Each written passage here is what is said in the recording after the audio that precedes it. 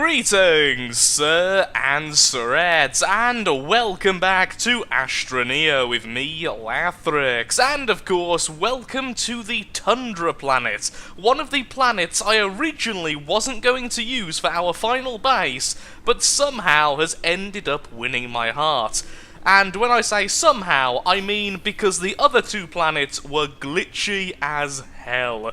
They were really, really bad. On the arid planet, upon landing on the planet, the habitat in my spaceship automatically activated, and then when I tried to move off of the planet, it caused the game to crash. When I've came back to the game, the habitat is still attached to my spaceship, now permanently, and is still technically attached to the arid planet by a series of pipes, which only went invisible after leaving the planet. I will try to get some footage of that, and if I have any spare, I will show you now.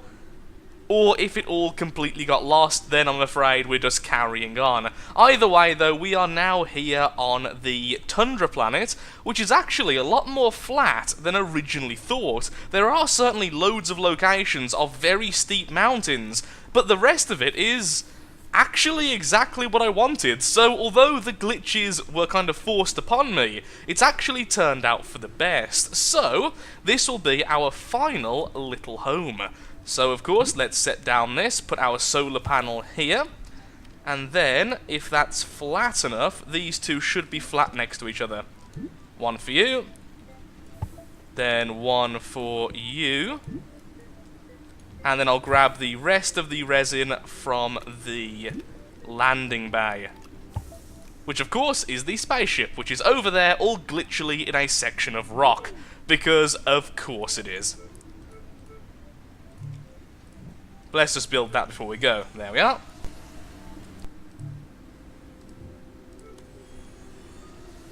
All nice and flat and pretty. There we go. We have the fuel condenser and we have the trade post, which of course means we need some power. Now, since the sun's not out, let's use what's left of the battery. And we do actually have the wind vane currently working. By the looks of things, this is a very, very windy planet. So what we should do is make a 3D printer fairly soon, and then put down some of the larger wind vanes. Maybe we can make a wind farm along this ridge. Now I've said that, that's exactly what I would like to do. So, if this over here is resin, which I think it might be, it's been a while since I've seen resin on the surface, since I've been on that other planet. Nope, that is hydrazine, then that's hydrazine as well. Well, in that case, I'll have to make some fuel, and I'll get myself some resin, then we can move that all the way along there and make a ridge of the wind turbines. And then we can start fortifying this location to make it a bit more safe from the storms, which are definitely on this planet. So I'll be back in just a second when I finish doing all the stuff you've seen a million times before. The Tundra planet seems to have these large rock formations just like the radiated one, so we do have to be a bit careful in terms of going for certain resources until we have the drill. And now we have all of this lovely line over there. Once we've made the 3D printer, we can add all of those wind turbines. And the 3D printer will go... I guess I can't put it over here. Unless I use this, of course.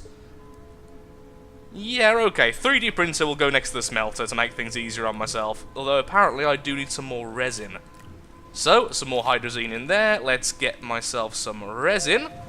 Let's put down the 3D printer, no, first of all the smelter. That way we can get the cheaper stuff, then we'll put down the 3D printer, then we'll start making the wind turbines, then we can get everything else set up, including eventually the wall, which will protect us from the incoming storms. So far, the wind has only came from this direction, but if the radiated planet was anything to go by, that can swap over time, so let's just keep an eye on that. And here's some organic to fuel that. Did that actually stop the wind turbine because it was in the way? If so, let's just put this here for now then. Really? That's not spinning? The wind has died down a little bit, but you'd think that would be okay to spin. How bizarre.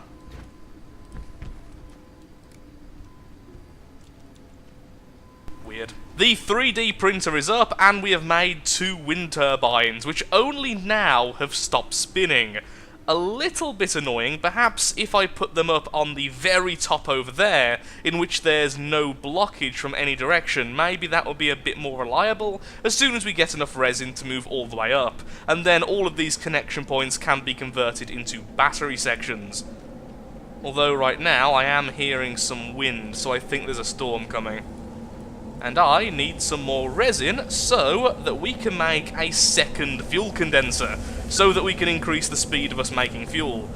Come on, there we go, make the resin, and let's go and hide out in our habitat. Wow, just in time. Just leave the door open, that's fine. I'm sure you won't be hurt in any way. Thankfully, whilst we're in the habitat, we can still use all of our buildings. Well, thankfully, due to that storm, both of the wind turbines are going crazy, so now both of our fuel condensers are getting all the power they need. Come on, give me that. So the next thing I want is some lithium, and then that way we can have some more batteries, and so we can store for the rest of the day. I may actually make a couple more solar panels first. They're definitely working out pretty well. Also, look how flat all of this is. Isn't it lovely in comparison to the last world?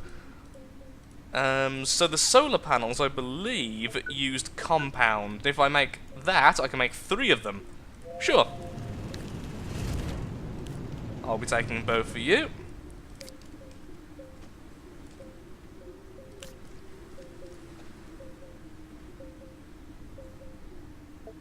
All of the fuel. Fantastic.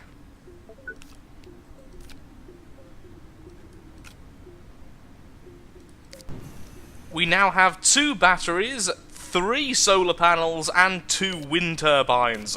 So right now, I think for the time being, our power shortage is completely fixed.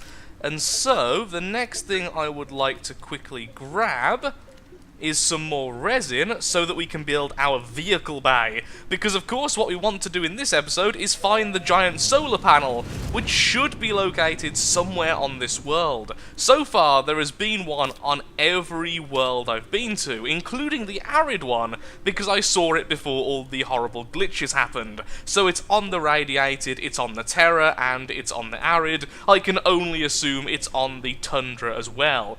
And even if not, I of course still want the vehicle bay, because I would like to do some exploring of the world.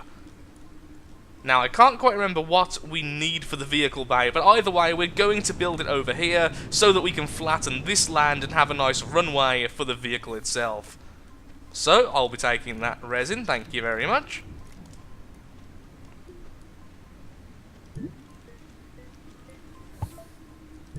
Why did that go so low for? That's very annoying.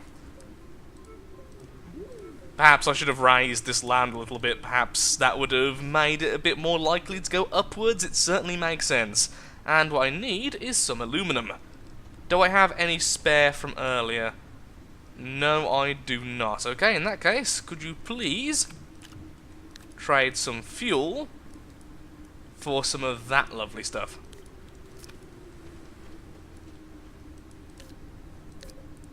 Thankfully, fuel is apparently always in high demand in space.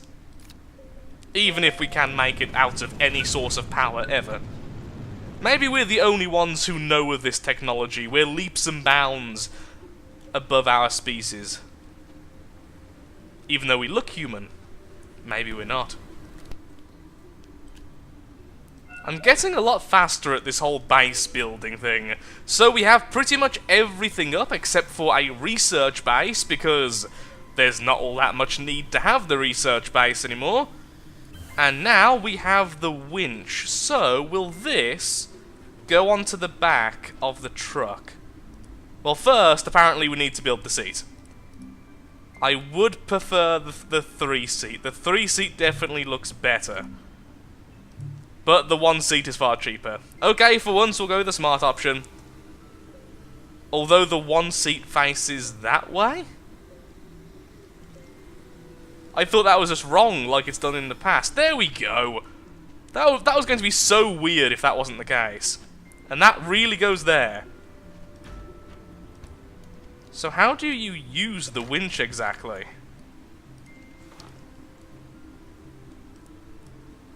Okay, then.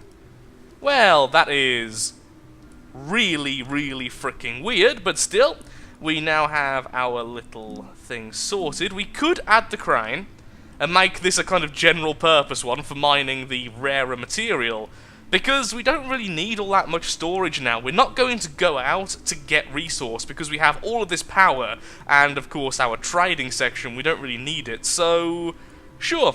Let's go ahead and build ourselves a crane. I think I'm going to need one more copper for that, which I am, and then we're going to go out and try to find the huge solar panel if there is indeed one on this planet.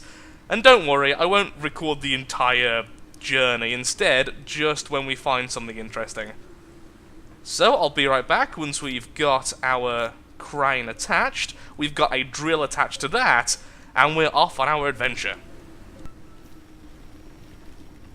Here we go, I've decided to make a rover in which I've attached the winch to. So this way, we have a little bit more wiggle room when it comes to sorting all this stuff out, and it actually looks like the winch is facing in the correct direction.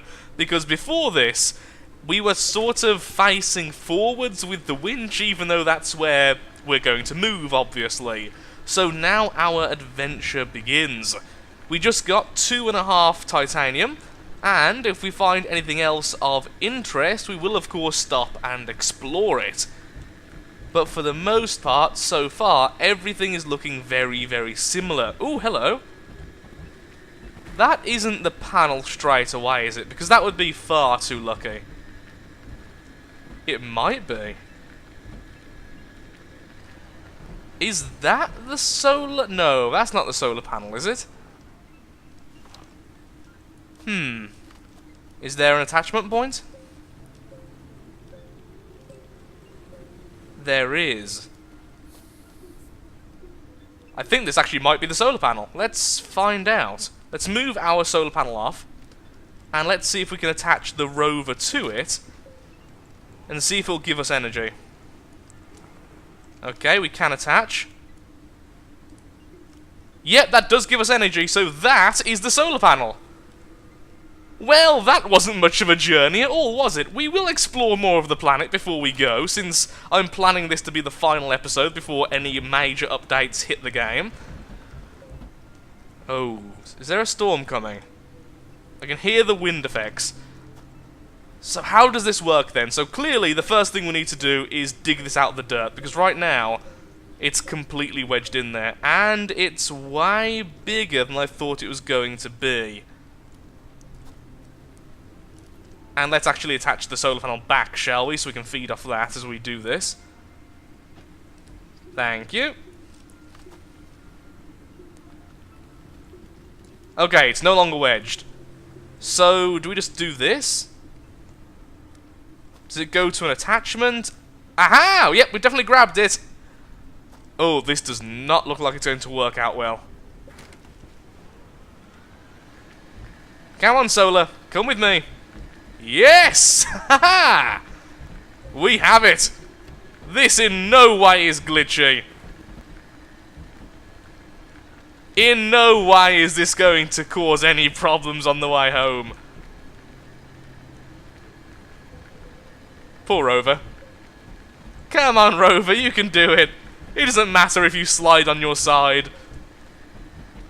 Oh, no, the winch is broke apparently. Let's get back. So, it does matter if the rover ends up on its side, apparently. I mean, that makes sense.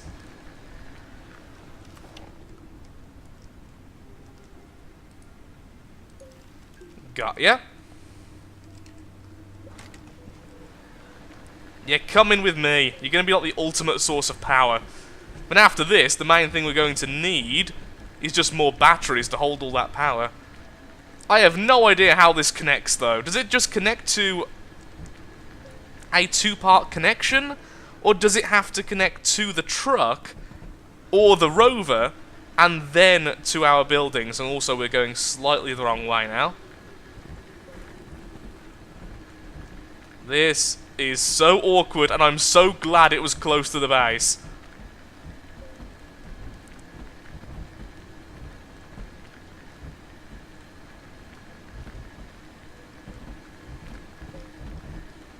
Okay. There we go. Stop. Now, of course, I can't actually move it, can I? Only the winch can. This is going to be really, really awkward, and I think it's upside down. On top of that, I'm guessing it might work that way round. Let's detach all of the power sources for now, just so we can test if it's actually going to work. All of these go bye-bye, including the batteries, just for now.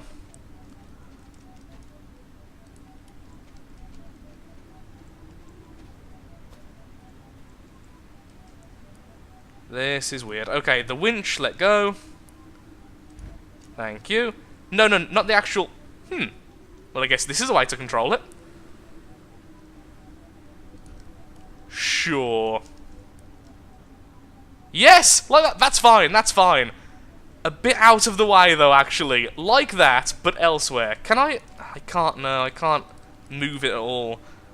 Only the winch. Oh, that's so sad as well, because now we're going to have to attach everything up.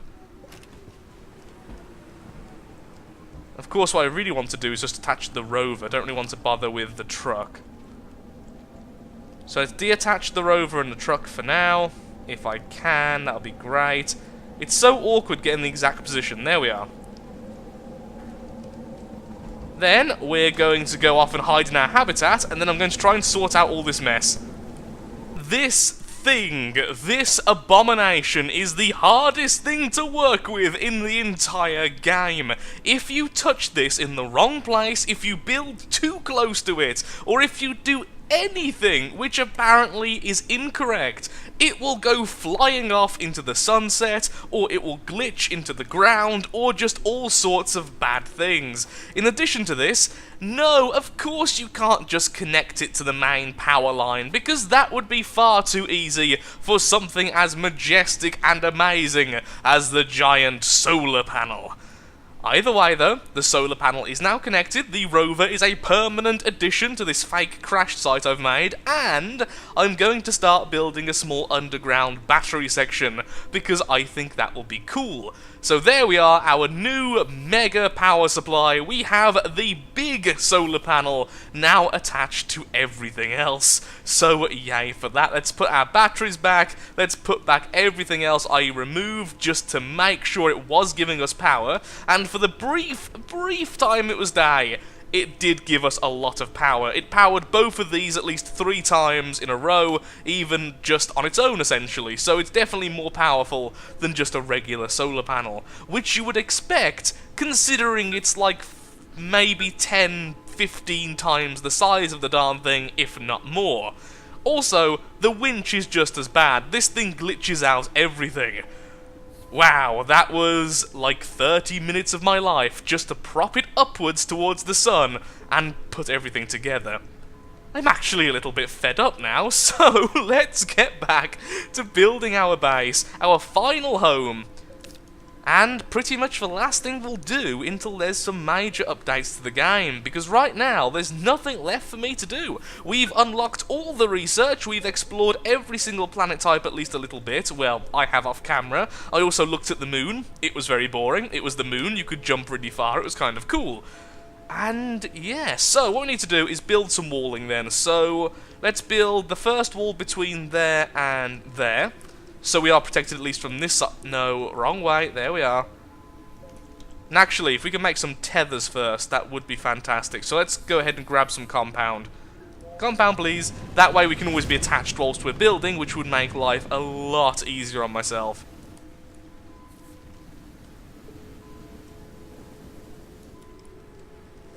All the way to there. And of course we'll smooth it out afterwards using the smoothing tool, which I believe is control-click. Yes, it is. Excellent.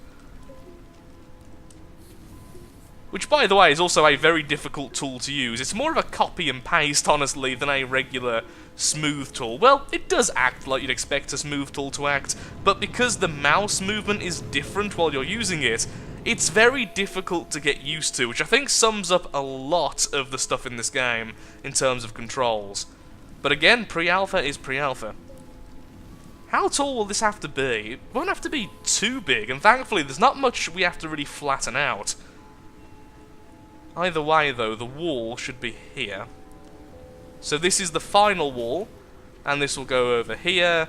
We'll add some more space up here for this type of stuff. We can actually extend that up there if we would like somewhere better for our wind turbines, because obviously being in this walled off section, not the best for the breeze. And then we'll have an exit like here. Actually, yeah, that'll be the best idea. We'll have an exit where this is here, and that will be the only way in and out, and of course that will be where the vehicle bay is, so if we ever make any more trucks and such, they can actually get out. Like there. Then the wall continues here, all the way along to this section again, because of course I'm lazy, and this means you don't have to build a wall absolutely everywhere, because we have some pre-made sections. So I'll be right back once the wall is looking a little bit more substantial. It's daytime, and the solar panel has been feeding us all the power we could possibly need, and so the wall is almost done. I've also decided to build it a little bit like this, almost like it's a crash site. So it's all kind of coming in, like we've landed here, exploded, and it's hollowed out a little bit further at the bottom than it has at the top. And it's almost finished. I'm not going to build it all the way up like an actual roof, although I could make it a cave. Oh, I could make it a cave and then have it completely lit via the power of tethers. You see, now I've said that, that's kind of cool, but I think if I ever do that, I may as well just start off underground. Maybe. I'm not too sure. Either way, the basic idea then is this is the safe location with our smelter, our 2 fuel condensers, our trading post, and the 3D printer. Out here, then, is the vehicle compartment, in which we can exit and enter our compound. So if there's ever a storm, the rocks will have to go through here, and then around the corner to actually hurt me. And yes, I did just kind of half burp whilst talking. It sounded really weird. 3 storms, a lot of tethering, and a lot of rebuilding later, and now we have completed our walling section, which means we are indeed safe inside. I have been battered by 3 different storms, and only a couple of rocks managed to make their way in, and it was fairly obvious where they were coming from because they were bouncing up the side sections here. So what I really need to do is go outside and make that a little bit safer. What I could do is actually build a bit of a trench around the wall, then that way any rocks that are coming towards us will get stuck in this little moat, this little trench, this little hole around the wall. So I think I will do that, but I will do that off camera. For now, I think we are done with the game. We have the solar panel, we have a permanent base, we have everything we could want in terms of power, in terms of safety. We have researched every last item, and I have done some exploration on every single planet, even if there's no footage of the arid or the moon. The moon is quite boring except for the jumps, which are awesome, and the arid is quite pretty. There's lots of yellows, lots of reds, and a fair bit of brown. There's also a little bit of grey. There's also giant spiky balls which try to kill you, so perhaps the next time we go on an adventure we will go over to the arid planet just to say hello. So, this will be the first episode I quit and actually look up stuff about the game. I've also been very selective in what comments I've been allowed to see by a friend of mine who's been reading all the comments first, and then any which is deemed not completely spoilerific was then given to me. So I have been reading like 95% of comments, but a few comments didn't get through. After this episode, I'll be reading every single comment, I'll be looking up all the stuff about the game, and if there's anything I have neglected to do, anything in which I really want to do, there will be one more episode. But if that's not the case, which I feel may be, this is a last episode until there's a major content update, in which of course I will be making a video as soon as possible. I am looking forward to seeing where this game goes in the future, but for now, it's kind of sad to say, but we are done. So thank you so much for watching. If you have enjoyed the video, enjoyed the season, and enjoy Astroneer as a whole, then of course, likes, favourites, shares, comments, all that good stuff helps out me, helps out the channel, and most importantly, shows that Astroneer is a series you would like to see continued in the future when there is more to cover. Thank you so much for watching. and goodbye.